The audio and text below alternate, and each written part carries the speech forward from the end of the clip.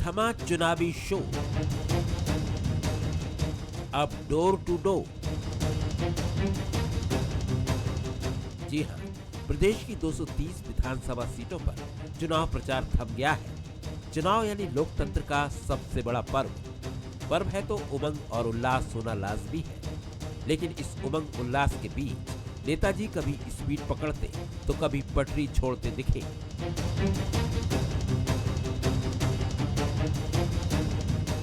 बुधवार को चुनाव प्रचार थमने से पहले आखिरी बार भी देखने को मिले कांग्रेस की स्टार प्रचारक प्रियंका गांधी ने मध्य प्रदेश की धरती से पीएम मोदी पर बड़ा हमला बोला। तो कमलनाथ ने एक बार फिर शिवराज सिंह चौहान पर निशाना साधा। मोदी जी का तो आप पूछिए ही मत। मोदी जी का क्या कहना, देश के पहले ऐसे प्रधानमंत्री हैं जो परमानेंट अपनी ही पीड़ा में परेशान रहते हैं। कर्नाटका गए, बड़ी लंबी लिस्ट ले गए कि भाई मुझे इतनी गालियां दी हैं। यहाँ भी कहने लगे मुझे इतनी गालियां दी हैं।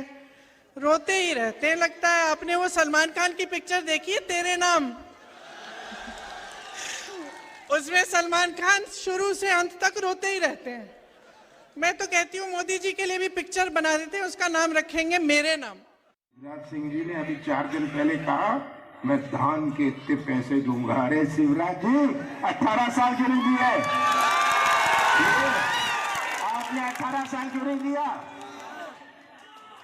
शिवराज जी की झूठ की मशीन आजकल डबल स्पीड पर चल रही है।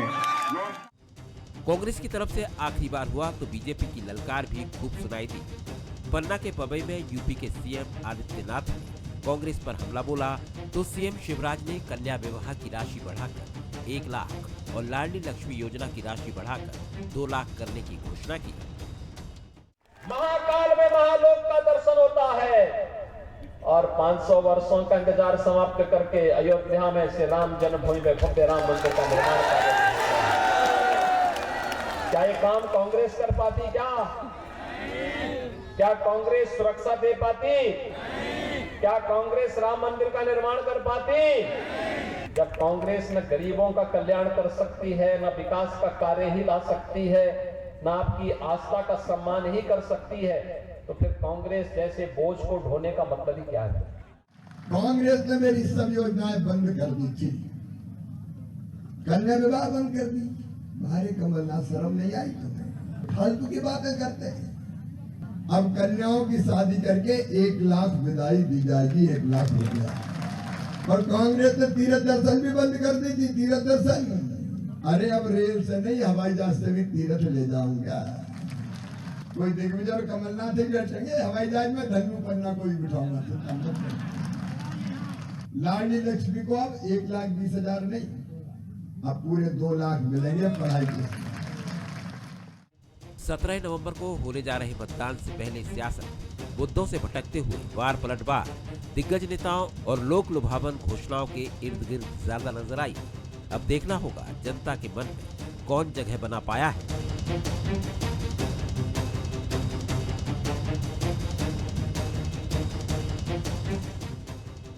सवाल नंबर 1, एमपी चुनाव में आखिरी बार किसका लगाएगा बेड़ा पार? सवाल नंबर 2, क्या मुद्दों की जगह प्रचार में बयानबाजी ज्यादा हावी रही? सवाल नंबर 3, लोक लुभावन वादे और दिग्गज कितना कमाल दिखा पाएंगे? और ये मंच की तरफ धीरे धीरे बढ़ते हुए प्रधानमंत्री नरेंद्र मोदी, और वो मंच पर पहुंचे हैं और पहला वार किया है उन्होंने राहुल गांधी पर। तो पहला वार राहुल गांधी पर है और राहुल गांधी इसका क्या जवाब देंगे? और राहुल गांधी कुछ अलग अंदाज में नजर आ रहे हैं, प्रधानमंत्री को लेकर लगातार वार कर रहे हैं, प्रहार कर रहे हैं। प्रियंका आई हैं अब, और पहली ही गेंद पर उन्होंने आक्रामक शॉट खेला है। उन्होंने कहा प्रधानमंत्री नरेंद्र मोदी ये क्या कह रहे हैं, वो क्यों हमेशा पीड़ा की बात करते हैं। शिवराज सिंह चौहान एक ऐसे बल्लेबाज जो 20 सालों तक मध्य प्रदेश की पिच पर नॉट आउट है, कमाल किया है। और उनके सामने हैं कमलनाथ, कैप्टन कमलनाथ, कांग्रेस के कैप्टन कमलनाथ, जो 45 साल तक छिंदवाड़ा में नॉट आउट है। तो कमाल का मुकाबला है। दोनों ही टीमें, टीम बीजेपी, टीम कांग्रेस पहुंच चुकी हैं फाइनल में, और नतीजे आएंगे 3 दिसंबर को। बने रहिए। वर्ल्ड कप का खुमार है सर, वनडे चल रहा है इंडिया का, जीते इंडिया। और यहाँ दोनों को शुभकामनाएं हैं। नमस्कार, मैं हूं शरद द्विवेदी। हमारा आज का मुद्दा है आखिरी वार। तो थम गया है चुनाव प्रचार और अब आखिरी वार। तमाम बातें आपने देखी और सुनी, आज इसी पर हम बात करेंगे। जो मेहमान हमारे साथ हैं उनसे मिल लीजिए। हमारे साथ हैं वरिष्ठ पत्रकार जयप्रकाश पाराशर जी, हमारे साथ रहेंगे। बहुत स्वागत है जेपी जी आपका। हमारे साथ हैं नेहा बग्गा, बीजेपी की प्रवक्ता हैं और संभावनाओं से भरी युवा नेता हैं। अवनीश बुंदेला जी हैं, उपाध्यक्ष हैं कांग्रेस मीडिया विभाग। आपका भी बहुत स्वागत। जयप्रकाश जी, पहली टिप्पणी आपकी, किस तरह से देखते हैं इस मुकाबले?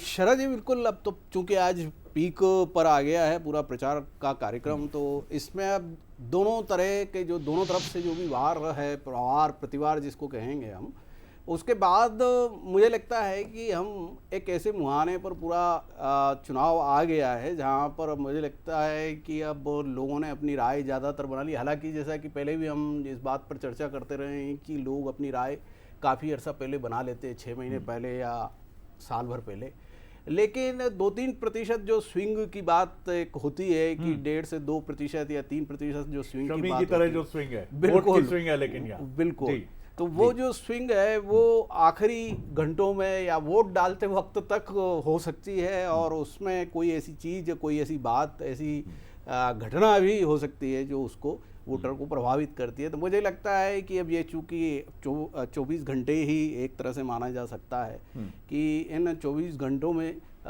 ऐसी जो भी हो सकता था वो निर्णय के पहुंचाने में काबिल जो भी चीज़ें हो सकती थी वो हो चुकी है।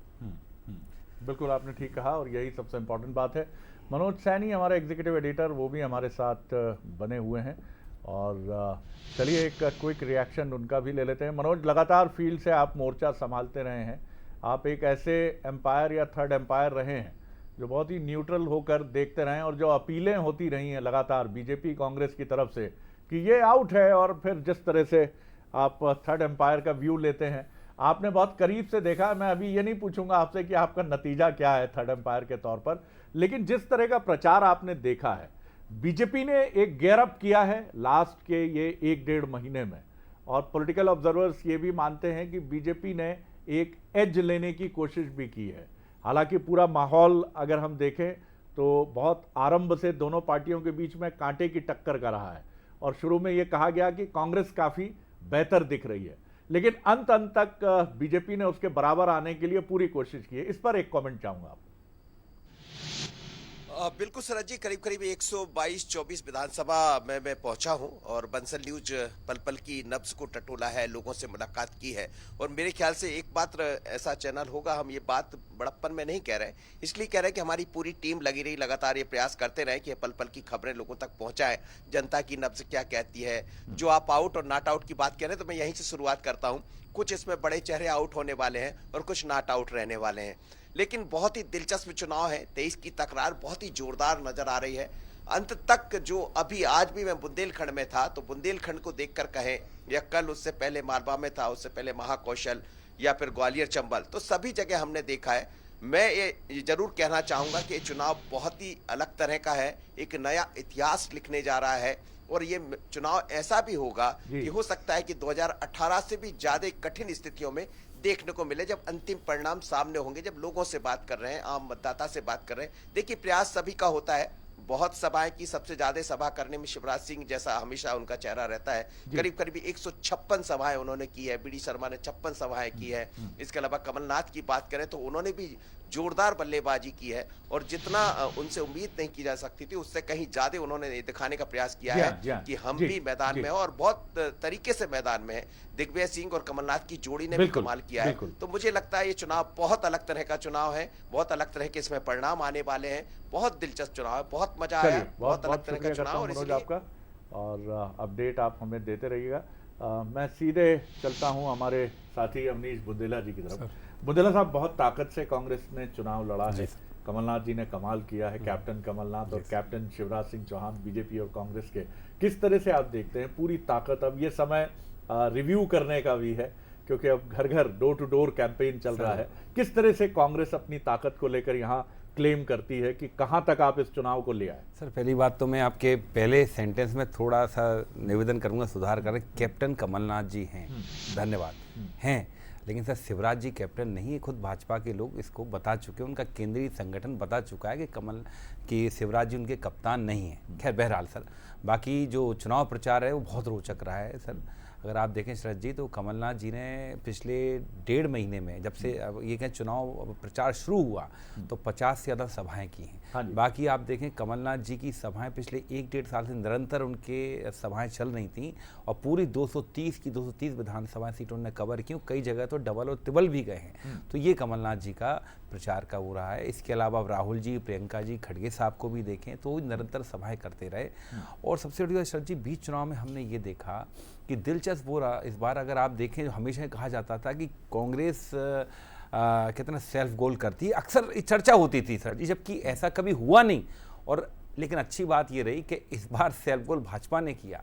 सबसे बड़ा सेल्फ गोल मैं ये मानता हूँ शरद जी, जो नरेंद्र सिंह तोमर जी के बेटे का जो वीडियो वायरल हुआ, मतलब हमें आश्चर्य, हम बार बार मांग कर रहे हैं कि ईडी सीबीआई उनके दरवाजे क्यों नहीं पहुंच रहा है। हमारी एक ही मांग है सर कि ईडी सीबीआई कहाँ है, क्यों नहीं उनके दरवाजे पहुंच रहा। जाना चाहिए कि जो खुले तौर पे वीडियो आ रहे हैं, अब हम तो कहते हैं साहब सत्य की जांच कर लें।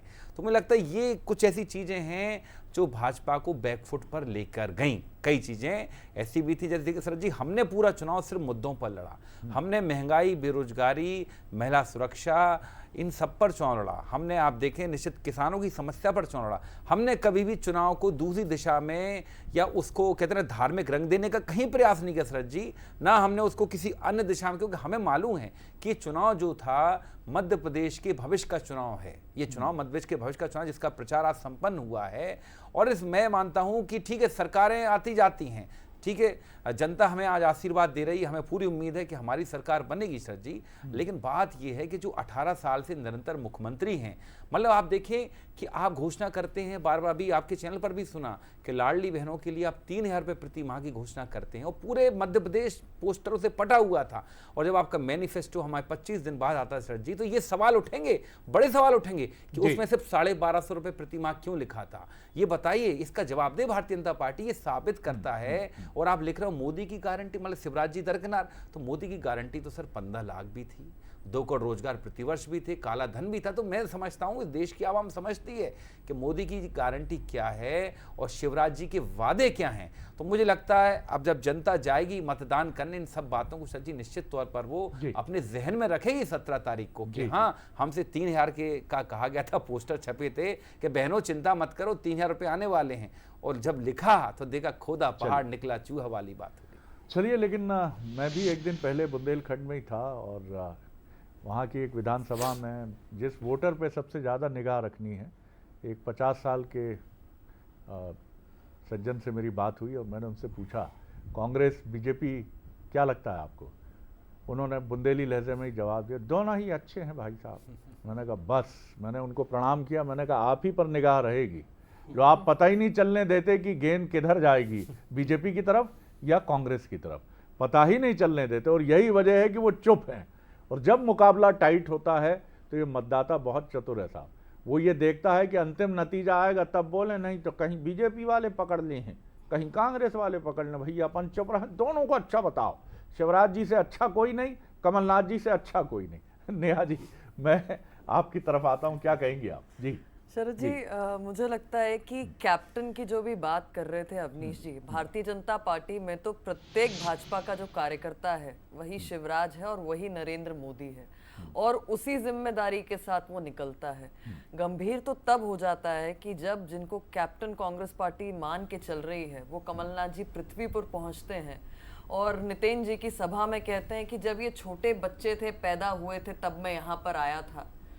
दूसरी जगह पहुंचते हैं तो कहते हैं 30 साल पहले आया था। तीसरी जगह पहुंचते हैं तो कहते हैं 25 साल के बाद आया था। ये ऑन रिकॉर्ड है शरद जी। जनता डर जाती है, घबरा जाती है सोच के कि ऐसा हाईजैक किया हुआ और इस तरीके से हवाई अगर कोई फिर से हमारे पास आ गया तो हमारा क्या होगा। जो 25 और 30 साल में एक विधानसभा में पहुंचे, जिसका राजनीतिक करियर 45 साल से ऊपर का है, जो मध्य प्रदेश की छिंदवाड़ा से जीतकर लगातार आते रहे हो, उसके बावजूद पूरा मध्य प्रदेश एक बार नहीं जा पाए। और आज की स्थिति में ये जनता ने 15 महीने में अनुभव किया था कि एक ऐसा कॉर्पोरेट मुख्यमंत्री आ गया कमलनाथ जी के तौर पर, जिन्होंने ना धूल देखी, ना धूप देखी, ना सड़क देखी, ना आम आदमी देखा, ना किसान देखा, हेलीकॉप्टर से आए और हेलीकॉप्टर से चले गए। वल्लभ भवन की खिड़की से झांक के देखते थे और वहीं से वापस अंदर हो जाते थे। आज शिवराज जी ने, अभी मनोज जी बता रहे थे कि किस प्रकार से धुआंधार उन्होंने सभाएं की हैं, छोटी बड़ी और मिला लेंगे तो उसकी संख्या मुझे लगता है कि अभी तक मध्य प्रदेश में किसी ने पार नहीं की होगी। जिस तरीके से प्रत्येक कार्यकर्ता, चाहे वो नरेंद्र मोदी जी प्रधानमंत्री हो, चाहे अमित शाह जी केंद्रीय गृह मंत्री हो, वी.डी. शर्मा जी प्रदेश अध्यक्ष जी हो, सभी ने लगातार जनता के बीच में जाकर जो हमारा परफॉर्मेंस, जो हमारा विकास का एजेंडा रहा है, जो हमारी यात्रा में हमने काम को संपूर्ण किया है, उसको लेकर गए हैं। और अवनीश जी, आप 1250 का मजाक उड़ा सकते हैं क्योंकि इस प्रकार की कई घोषणाएं आपने हिमाचल में, कर्नाटक में, राजस्थान में, छत्तीसगढ़ में की, पर वो बहनें मुंह ताकती रह गई। आपने उनको कुछ उपलब्ध नहीं करवाया। भाजपा ने 1000 रुपए कहे थे, पहले 1000 रुपए दिए, 1250 कहे थे, 1250 रुपए आज खाते में आ रहे हैं और इस महीने भी आए हैं। आने वाले समय में 3000 कहा है, वो 3000 भी आएंगे और आप लोग सिर्फ देखते रह जाएंगे क्योंकि इस प्रकार की चीजें आपने जनता को स्वप्न काफी दिखाए। 973 वादे थे शरद जी, टू बी प्रिसाइज, 2018 में एक भी धरातल पर नहीं है जो पूर्ण किया है। जिस प्रकार से बीमारू राज्य छोड़कर गई थी कांग्रेस पार्टी 2003 में, तब से लेकर आज 5 लाख किलोमीटर की सड़कें बन चुकी हैं शरद जी। जो बच्चियां भ्रूण में मार दिया जाती थी वो आज 1000 पे 970 पहुंच गई हैं। जिसको ढकोसला बताया अभी कुछ दिन पहले कमलनाथ जी ने और उसके चंद दिन पहले दिग्विजय सिंह जी ने कि ये जो कन्या पूजन होता है ये तो एक ढोंग है, ढकोसला है, झूठ है। आज वही करके लोगों की जो जनभावनाएं हैं, वो जो बोझ बेटी लगती थी आज पैदा होते ही लाडली होती है, लखपति होती है। कोई चुनाव नहीं था शरद जी कि कोई चुनाव सिर पर आ रहा हो और तब ये योजना लाई गई हो।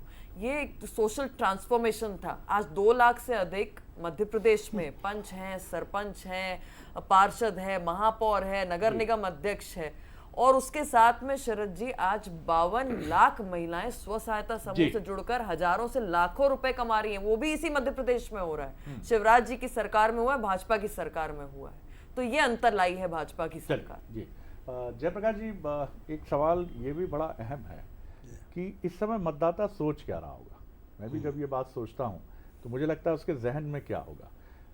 क्या आपको लगता है कि लोक लुभावन घोषणाएं ये एक बड़ा इंपॉर्टेंट फैक्टर है, अच्छे दिन आने वाले हैं, या फिर उत्तर प्रदेश में बात करें उज्ज्वला, मध्य प्रदेश में दोनों ही पार्टियों ने नारी कल्याण की योजनाएं प्रस्तुत की हैं, तो आपको लगता क्या है, क्या इस चुनाव को सबसे ज़्यादा प्रभावित करेगा? अगर मैं बात करूं मतदाता की, तो इस वक्त उसके जहन में क्या होगा? वो क्या सोच रहा होगा कि अगर उसे जाना है वोट के लिए एक दिन के बाद 17 नवंबर की सुबह, तो वो क्या, किस नज़रिए के साथ जाएगा? शरद जी, अगर हम पूरे कैंपेन को देखें दोनों पार्टियों के, तो हम पाते हैं कि भारतीय जनता पार्टी की जो निर्भरता है वो एक तो महिला वोटर्स पर काफ़ी ज़्यादा है। अच्छा, महिला वोटर्स ने ये प्रूव भी किया है। 2019 से 2022 के बीच में महिला मतदाताओं की संख्या भी बढ़ी है। अगर हम उनको देखें कि उन्होंने भारतीय जनता पार्टी को वोट भी ज़्यादा दिया, यानी पुरुषों के मुकाबले महिलाओं ने वोट ज़्यादा दिया और 5% जो उनकी संख्या में वृद्धि हुई महिला मतदाताओं की 2019 से 22 के बीच का मैं आंकड़ा बता रहा हूँ। वो तो महिलाओं पर एक तो काफ़ी निर्भरता है उनकी, जो अगर हम वो लाडली बहना योजना पर नज़र डालते हैं तो उससे पता लगता है कि उस पर भी काफ़ी निर्भरता है। लेकिन अब यह है कि उसका दोनों पक्ष हो सकते हैं, उसके क्या नतीजे आएंगे वो हम चुनाव से ही जान पाएंगे कि वो कितनी लोकप्रिय रही और उसके जिनको नहीं मिला उनके क्या सोच रही। लेकिन मैं समझता हूँ कि उसके ऊपर, और दूसरा नरेंद्र मोदी का जो समर्थक वर्ग है, क्योंकि अब वो लोकसभा का चुनाव भी अगर देखा जाए तो 4-5 महीने बाद तो होना ही है, 6 महीने बाद, तो एक उस पर काफ़ी निर्भरता है। कांग्रेस की एक नकारात्मक वोट पर काफ़ी निर्भरता दिखाई पड़ती है कि मतलब सत्ता से जो विमुख होने वाला जो मतदाता है उस पर काफ़ी निर्भरता है। उनके अपने कार्यक्रम वगैरह जो भी उन्होंने घोषणाएं की हैं निश्चित रूप से उन पर कंसीडर करेंगे। जो आपका सवाल है कि क्या वो इन चीज़ों पर ध्यान देते हैं, मुझे लगता है कि ध्यान देते हैं, क्योंकि पिछले कुछ चुनाव जो हमने देखे हैं उनमें ये पाया गया है कि वो इन घोषणाओं पर, वचन पत्र पर या इन पर ध्यान देते हैं।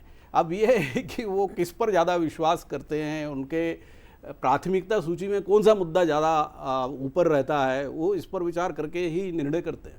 बिल्कुल ठीक है। बुंदेला साहब, मैं आपकी तरफ आता हूँ। सर, मैं इतना ऐड करना चाहूँगा सर कि जब जो व्यक्ति 18 साल से मुख्यमंत्री रहता है, निश्चित तौर पर हम मानते हैं जनता ने उसको बार बार जिताया है, निश्चित तौर पे ठीक है। ये आप ये सत्ता छोड़ दें जो हमारी सरकार गिरा के, बाकी 3 बार शिवराज जी ने खुद सत्ता हासिल की। तो आप मुझे बताएं सर जी, उसका जब कैंपेन होता तो मोदी पहले आता है एमपी के मन में मोदी, अब फिर आ जाती मोदी की गारंटी। ये समझने वाली बात है शरद जी कि एकदम शिवराज जी को डिटैच क्यों कर दिया जाता है प्रचार से, एकदम वचन जो आपका संकल्प पत्र आता है उससे एकदम शिवराज जी को दरकिनार क्यों किया जाता है, ये समझने, ये कहीं ना कहीं ये बताता है या तो आप ये स्वीकार करें कि आपकी चिंता शिवराज जी के प्रति है या आपकी चिंता सर मध्य प्रदेश की जनता के प्रति है, सर राजनीति या आप उसका राजनीति में मैं देख रहा हूँ नेहा जी अभी पृथ्वीपुरी पहुंची के कमलनाथ जी, जबकि कमलनाथ जी का स्टाइल है अपना बात करने का, 4 साल में 3 बार का तो मुझे याद है अगर कमलनाथ जी पृथ्वीपुर गए हैं, ठीक है, खैर वो अलग विषय है। बाकी मैं कहूँगा सर जी कि कहीं ना कहीं भाजपा इस चुनाव प्रचार में डिफेंसिव दिखी। भाजपा ठीक है आप प्रचार करते रह, लेकिन कहीं ना कहीं ये दिखा कि केंद्रीय संगठन और आपके राज्य के संगठन शिवराज जी सरकार के बीच में कोऑर्डिनेशन की जबरदस्त कमी थी।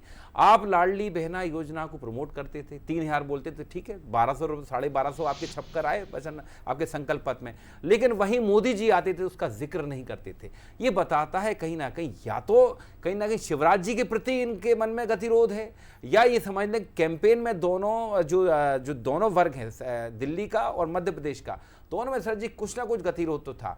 और जनता ने वो भली भांति देखा है, जनता ने ये भी देखा है कि साहब आपने कहीं जनता के दुखों की बात नहीं की, आपने कहीं ये चर्चा नहीं की कि हाँ हमारे यहाँ 1.25 लाख पद खाली शिक्षा विभाग हम कब भरेंगे, कैसे भरेंगे, आप बल्कि आपने संविदाओं के साथ भी छलावा किया। 4 जुलाई को शिवराज जी ने कहा था कि संविदा कल्चर खत्म करने जा रहा हूँ, सर वो आज तक वेट कर रहे हैं, कुछ नहीं हुआ। 2.5 लाख संविदा कर्मी हैं जो वोट करेंगे, ठीक है, इसके अलावा 1 लाख से ज्यादा पद आपको मालूम कि सर जी कि गृह विभाग में खाली हैं, 28,000 बैकलॉग के पद खाली। अरे कुछ करना होता, रोजगार इतने बड़े उत्सर्जन करता है शिवराज जी, इन पदों को भरकर चुनाव में जाते, आपने नहीं किया, बल्कि आप संविदा से आगे निकलकर आप तो आउटसोर्स पर चले गए।